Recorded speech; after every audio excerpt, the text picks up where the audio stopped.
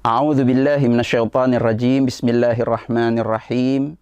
Alhamdulillahi rabbil alamin bari'il khalaiqi ajma'in wa sallallahu ala khairi khalqihi Muhammadin wa alihi at-tayyibin at-tahirin. Amma ba'd. Rabbi antiqni bil huda wa alhimni taqwa. Assalamualaikum warahmatullahi wabarakatuh. Para pemirsa yang berbahagia, alhamdulillah kita dapat berjumpa kembali dalam pembelajaran Nahwu Jurumiyah. Dan seperti sebelumnya, saya akan mengajak para pemirsa terlebih dahulu untuk murajaah sejenak, untuk mengingat kembali ringkasan dari materi yang pernah kita pelajari bersama di pertemuan yang sebelumnya. Pada pertemuan sebelumnya kita telah berbicara tentang masalah at-ta'rif. Definisi daripada al-kalam. Bahwa al-kalam itu adalah al-lafzul murakkabul mufidu bil wad'i. Yang artinya bahwa susunan itu dapat disebut sebagai kalam, dianggap sebagai kalimat yang sempurna adalah ketika ia telah memenuhi keempat syarat. Yang pertama adalah al-lafdu, berupa lafad. Kemudian yang kedua adalah al-murakkabu, tersusun dari dua kata atau lebih. Kemudian yang ketiga adalah al-mufidu, yang artinya adalah dapat dimengerti dan dapat difahami dengan baik. Serta bil wad'i, yang artinya adalah dengan niat dan berangkat dari kesadaran penuh di dalam membuat atau menyampaikan susunan kalimat sempurna tersebut. Sekali lagi, definisi daripada al-kalam, ta'riful kalam adalah al-lafdul murakkabul mufidu bil wad'i. Kemudian yang kedua yang kemarin juga sudah kita bahas adalah masalah taksim, yaitu masalah pembagian daripada kalam. Dan sebagaimana disebutkan oleh al-musannif, oleh si pengarang buku Matan Jurumiyah, beliau mengatakan wa aqsamuhu thalathatun. Dan yang dimaksud dengan aksam sebagaimana yang kemarin telah kita bahas bersama, bahwa yang dimaksud dengan aksam adalah ajza, yaitu bagian-bagian yang darinya al-kalam itu tersusun. Apa bagian-bagian tersebut? Bagian-bagian tersebut lebih dikenal dengan al-kalimah. Nah, kemarin sudah kita sebutkan bahwa aqsamul kalimah ada 3.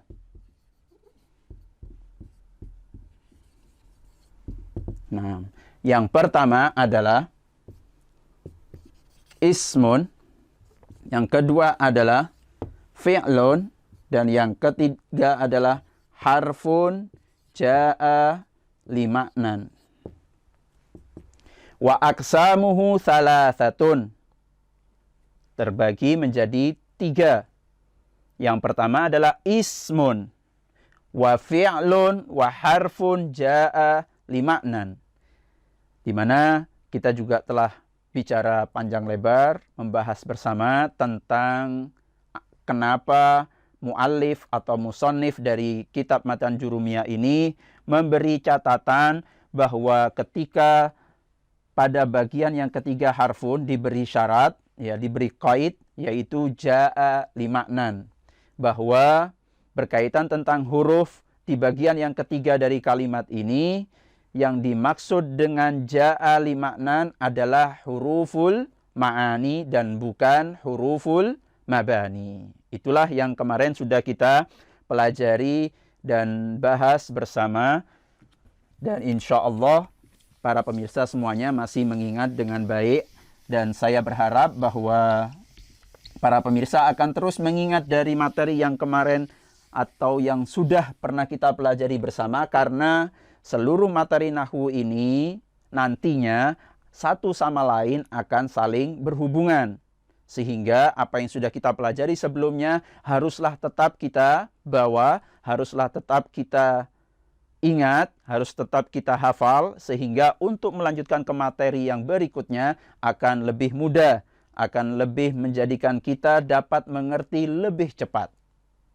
Nah, untuk materi kita pada pagi hari ini adalah masih melanjutkan tentang pembagian al-kalimah yang kemarin sudah kita, atau yang pada pertemuan lalu sudah kita bahas bersama. Ada beberapa istilah nahwu, dan istilah-istilah ini adalah istilah-istilah dasar yang harus kita mengerti dan harus kita fahami. Yang pertama adalah al-ismu. Nah, yang pertama adalah al-ismu. Nah, yang pertama adalah al-ismu. Apa itu isim? Kemudian yang juga harus kita fahami, yang kedua adalah al-fi'lu. Apa itu fi'il? Dan yang ketiga adalah al-harfu. Apa itu? Huruf.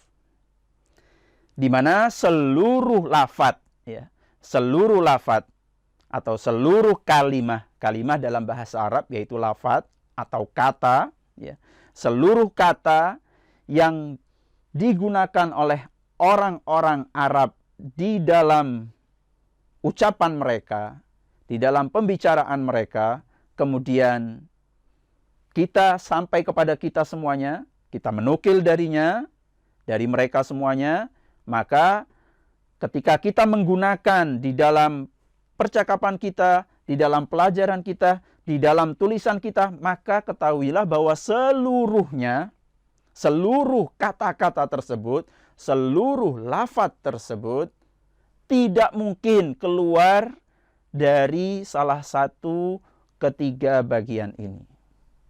Semuanya. Ya. Bisa jadi yang kita sebutkan dalam bahasa Arab itu adalah isim, atau bisa jadi adalah fi'il, atau bisa jadi adalah huruf. Oleh karenanya, kita harus memahami apa yang dimaksud dengan isim dan apa yang dimaksud dengan fi'il, serta apa yang dimaksud dengan huruf. Yang pertama adalah isim. Apa yang dimaksud dengan isim?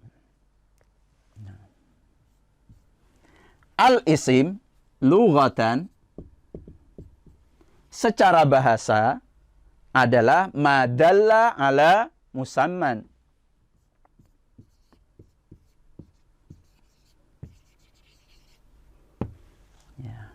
Secara bahasa, isim adalah apa yang menunjukkan sesuatu itu dikenal. Sesuatu itu dinamakan.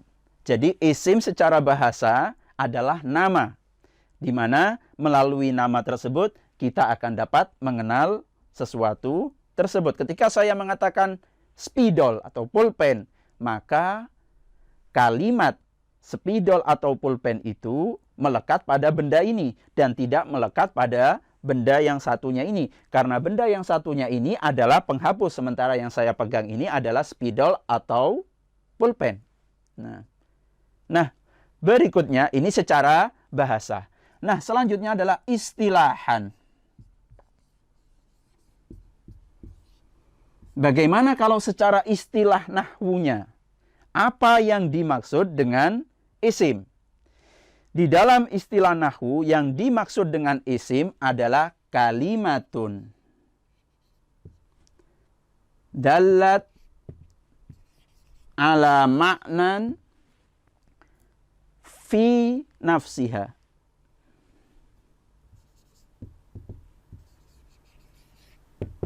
Fi nafsiha walam taqtarin bizamanin.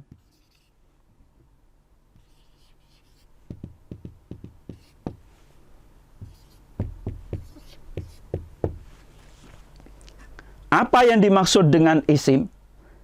Secara istilah nahwu, yang dimaksud dengan isim secara istilah nahwu adalah kalimatun dallat ala ma'nan fi nafsiha walam taqtarin bizamanin.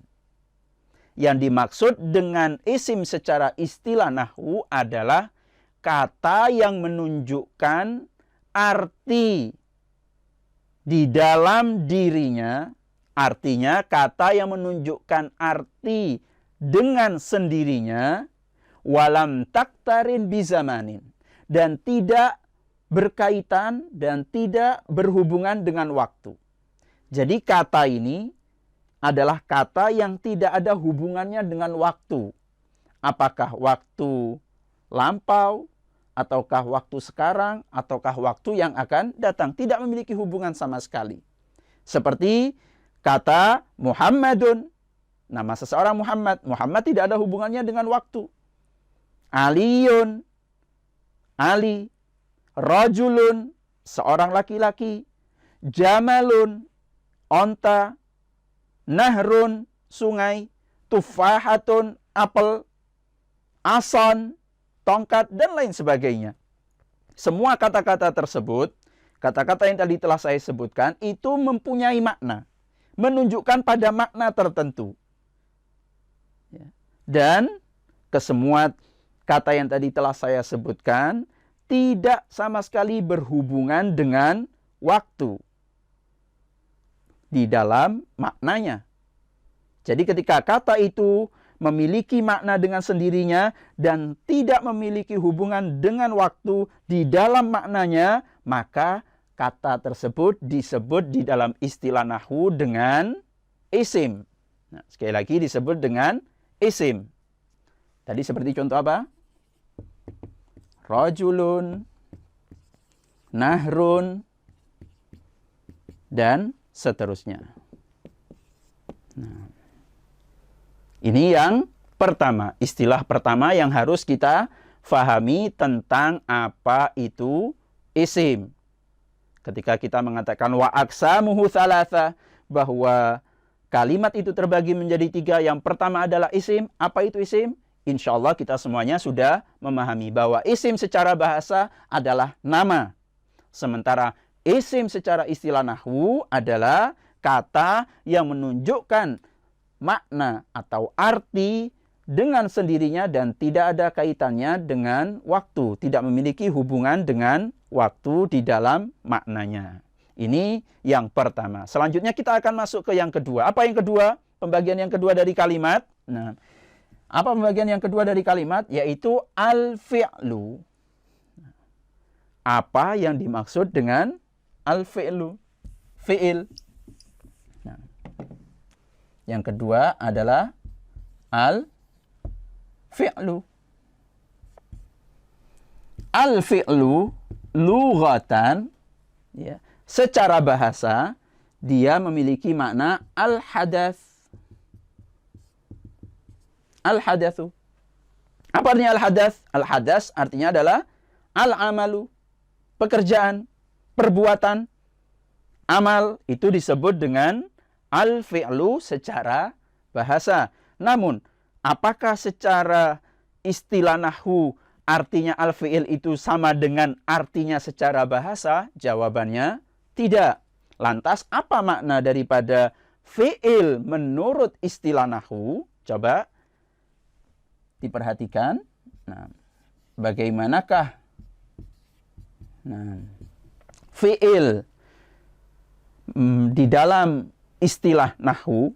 Fi'il di dalam istilah nahwu adalah kalimatun dallat ala ma'nan fi nafsiha. Kalimatun dallat ala ma'nan fi nafsiha. Wa qataranat bi ahadil azminati tsalatsa. Wa qataranat bi ahadil azminati tsalatsa. Fi'il secara istilah nahwu adalah kata atau lafadz yang menunjukkan arti pada dirinya sendiri. Artinya ia memiliki makna dengan sendirinya. Ya. Wa qataranat bi ahadil azminati tsalatsa. Dan kata tersebut selain dia memiliki makna dengan sendirinya, dia berhubungan dengan salah satu zaman yang tiga. Berhubungan dengan waktu, berhubungan dengan masa. Jadi ada masanya, ada waktunya. Kapan pekerjaan atau perbuatan tersebut dilakukan. Ada tiga azminah. Allati hiya al-madi wal-hal wal-mustaqbal. InsyaAllah para pemirsa sudah mencatat dan memahami apa yang saya tulis di bagian atas. Jadi saya mohon permisi untuk menghapus di bagian atas guna melanjutkan keterangan dari al-fi'lu.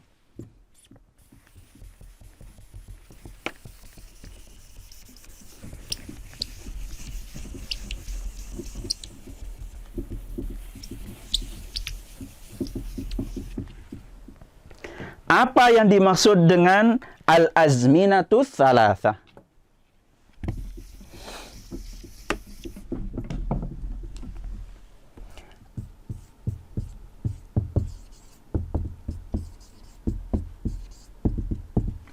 Al-azminatu tsalatsa, tiga waktu yang ketiganya berhubungan dengan fi'il. Apa sajakah tiga waktu itu? Yang pertama adalah al-madi. Yang kedua adalah al-hal. Dan yang ketiga adalah al-mustaqbal.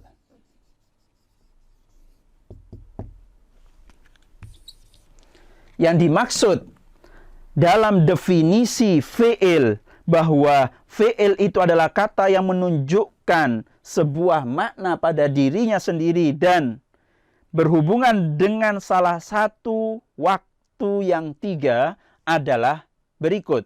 Yang pertama disebut dengan waktu al-madi.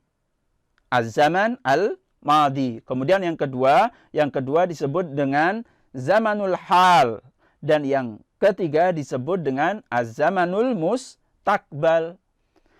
Yaitu menunjukkan arti telah dilakukan, atau menunjukkan arti sedang dilakukan, atau menunjukkan arti mustaqbal, yaitu akan dilakukan.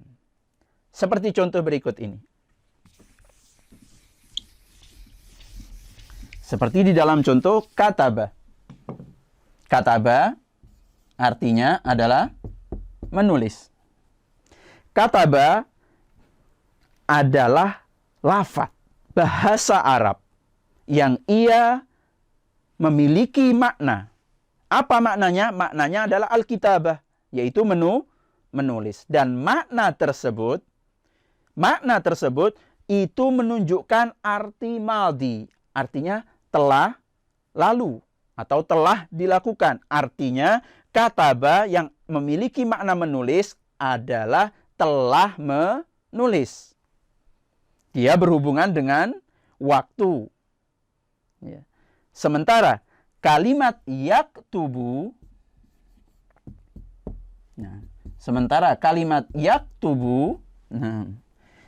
kalau ini tadi adalah al-madi, sementara sekarang adalah al-hal. Bahwa yaktubu ini juga disebut dengan al-fi'lu, disebut dengan fi'il. Kenapa disebut dengan fi'il? Karena dia mengandung makna dengan sendirinya dan memiliki keterkaitan dengan waktu. Bahwa penggunaan kalimat yaktubu tidak sama dengan penggunaan kata kataba. Kalau kataba artinya telah menulis, sementara kalau yaktubu artinya adalah sedang menulis. Dan yang berikutnya adalah uktub. Coba diperhatikan contoh berikut ini. Uktub, kataba, yaktubu, serta uktub. Yaitu artinya adalah tulislah. Dan kata yang menunjukkan makna tulislah ini berhubungan dengan waktu. Apakah penulisan itu telah terjadi sebelum kata uktub ini disampaikan? Jawabannya tidak. Artinya apa? Setelah disampaikannya kalimat uktub, baru setelah itu terjadilah apa yang disebut dengan menulis. Berarti kalimat uktub dia memiliki arti mustaqbal. Menunjukkan arti yang akan datang. Nah, fi'il itu terbagi menjadi 3 bagian. Yang pertama, ya, setelah kita memahami definisi fi'il, perlu juga kita memahami tentang pembagian dasar daripada fi'il.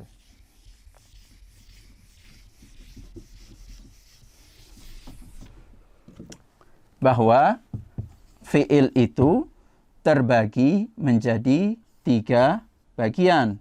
Yang pertama disebut dengan madin. Kemudian yang kedua mudhari'un.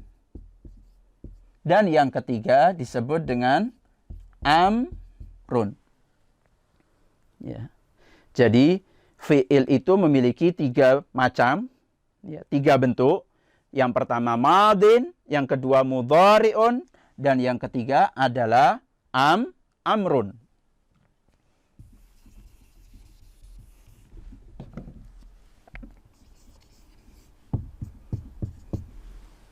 Apa yang dimaksud dengan fi'lun madin?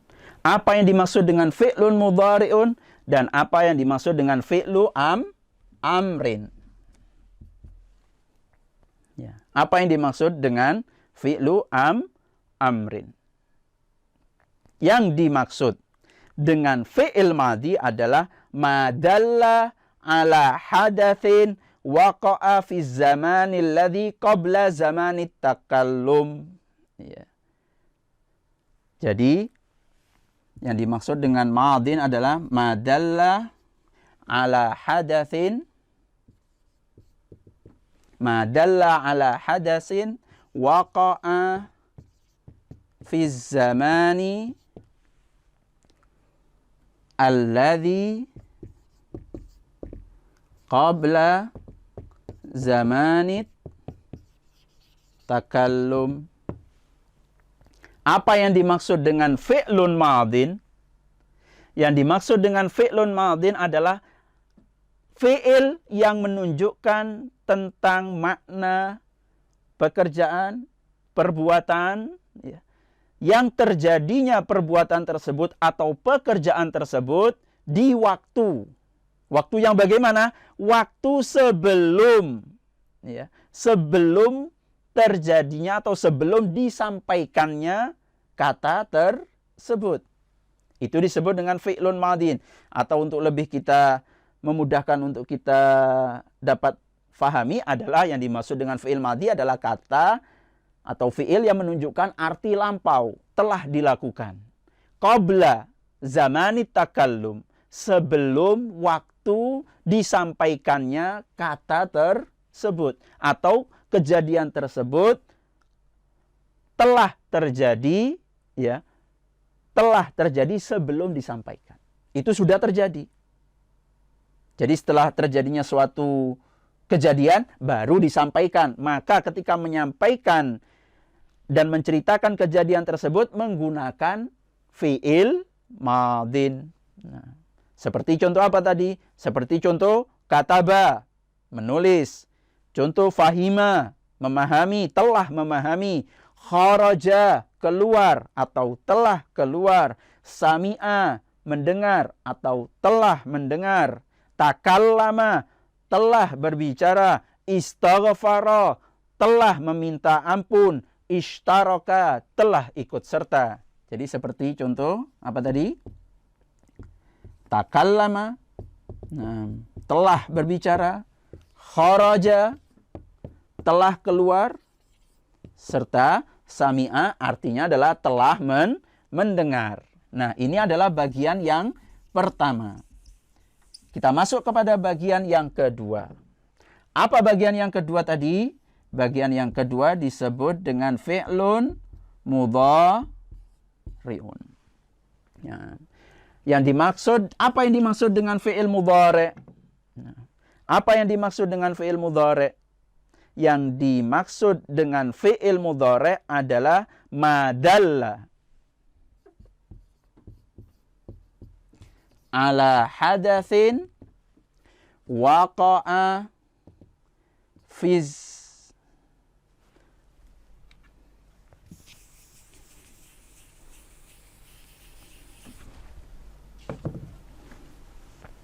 yaqa'u fi zamanit takallum au ba'dahu. Apa yang dimaksud dengan fi'il mudhari'? Yang dimaksud dengan fi'il mudhari' adalah fi'il yang menunjukkan tentang terjadinya sesuatu atau sebuah perbuatan atau sebuah pekerjaan di mana terjadinya pekerjaan tersebut, perbuatan tersebut, kejadian tersebut adalah di saat, di waktu disampaikan. Jadi berbarengan. Berbarengan.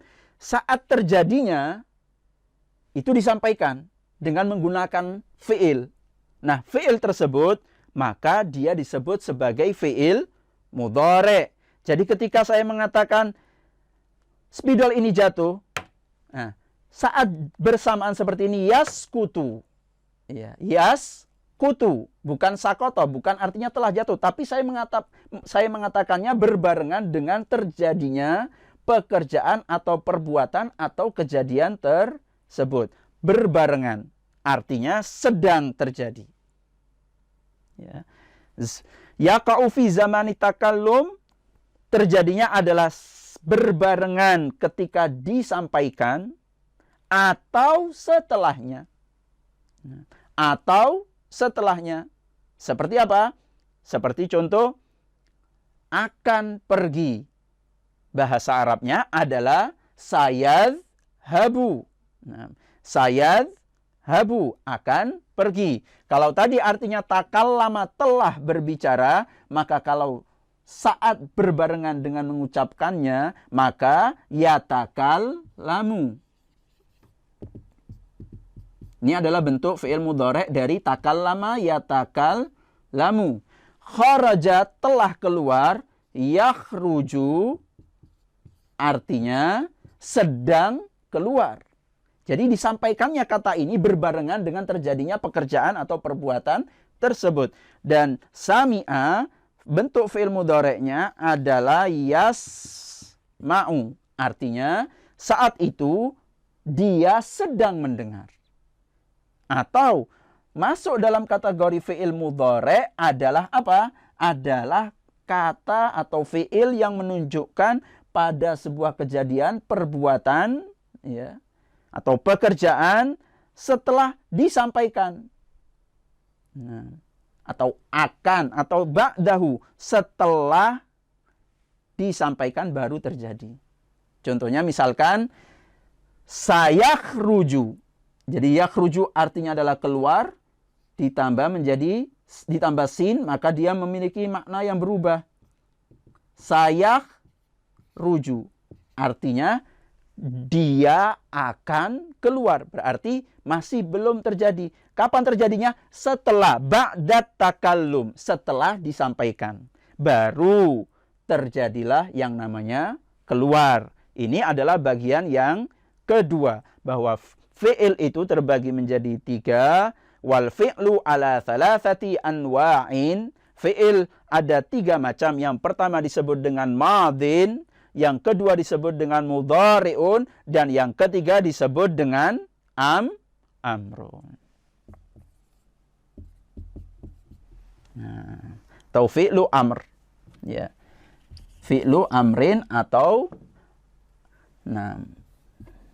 apa yang dimaksud dengan fi'il amr? Nah, coba kalian perhatikan.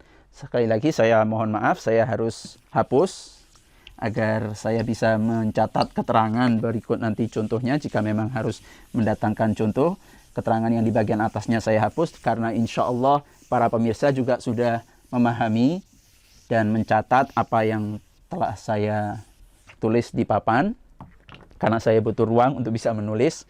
Nah, berikutnya adalah fi'il amr. Amrun. Apa yang dimaksud dengan amr?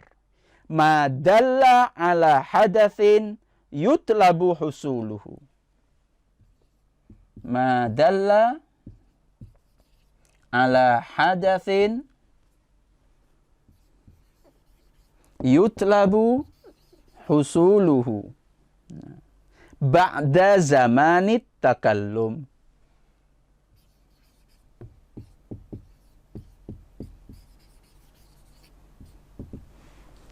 Apa yang dimaksud dengan fi'il amr adalah fi'il yang menunjukkan arti sebuah perbuatan, pekerjaan atau kejadian di mana perbuatan tersebut, pekerjaan tersebut diminta untuk dilakukan. Minta untuk supaya orang tersebut melakukan. Kapan dia melakukannya? Setelah waktu berbicara.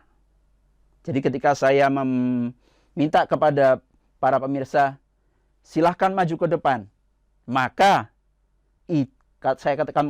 ketika saya mengatakan majulah ke depan, perbuatan maju ke depan itu terjadinya setelah saya berbicara. Oleh karenanya disebut ba'da zamanit takallum. Setelah waktu disampaikannya kata tersebut atau fi'il tersebut. Dan maknanya berbeda dengan yang di bagian pertama serta bagian kedua. Untuk yang ketiga, dia memiliki makna permintaan. Talab, meminta. Tadi saya ketika mengatakan majulah, itu ada permintaan. Saya meminta agar Anda maju ke depan dengan kata majulah ke depan. Nah, apa bahasa Arabnya? Ya, bahasa Arabnya adalah taqaddam. Nah, majulah ke depan. Atau seperti contoh, kalau tadi ada kalimat takallama yatakallamu, maka menjadi takallam. Berbicaralah. Atau seperti kalimat sami'a tadi menjadi isma. Dengarkanlah dan seterusnya. Jadi kita sudah memahami tadi yang pertama adalah tentang apa itu definisi isim, kemudian yang kedua apa itu definisi fi'il. Setelah itu juga kita telah memahami tentang macam-macam dan bentuk-bentuk daripada fi'il, bahwa fi'il terbagi menjadi 3, ada fi'il madhi, fi'il mudhari' serta fi'il amr. Dan insya Allah pada pertemuan yang akan datang kita akan melanjutkan tentang bagian yang ketiga dari al-kalimat, yaitu al-harfu. Apa yang dimaksud dengan al-harfu? Insya Allah kita akan bahas pada pertemuan berikutnya. Wabillahi taufiq wal hidayah. Thumma ridha wal inayah. Ghafarallahu lana wa lakum. Wassalamualaikum warahmatullahi wabarakatuh.